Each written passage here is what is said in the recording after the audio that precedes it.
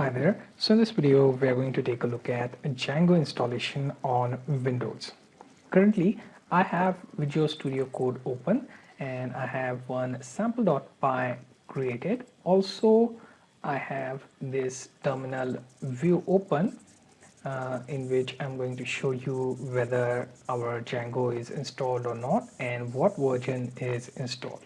Now, on Windows, I hope that you have Python installed, and you can check that by simply typing Python, then space, then double dash version, and it should return you with the version that is installed on your system.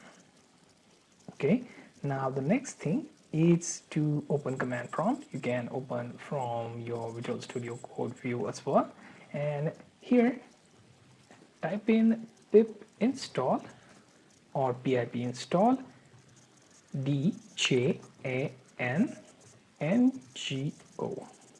Django, and then you can hit enter. Okay, so pip install Django is the command for installing Django package in your Python installation. Okay, once you hit enter, it will go through the process of installation and then return with empty prompt. That's when you can check that whether it is installed or not. Okay, and there are two methods to check whether you have your Django installation properly installed on your system. So we are going to take a look at that.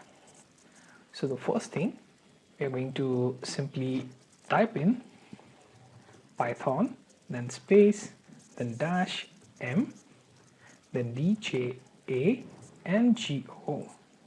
space double dash version, and then hit enter. It should return you with the version of Django installed on your system. Okay, then there is one more method in which we are going to write Python code.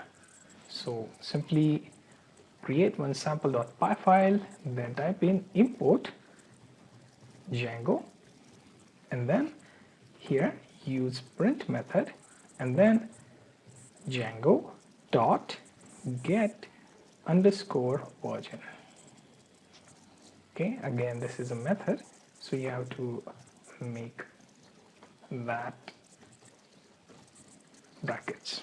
Okay, so we have to simply run this file.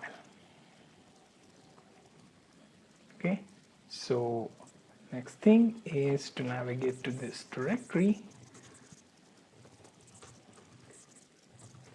then type in Python sample.py, and you get the version number 2.0.1 in that prompt. Okay, so there are two ways with which we verified the version of Django installed on our machine.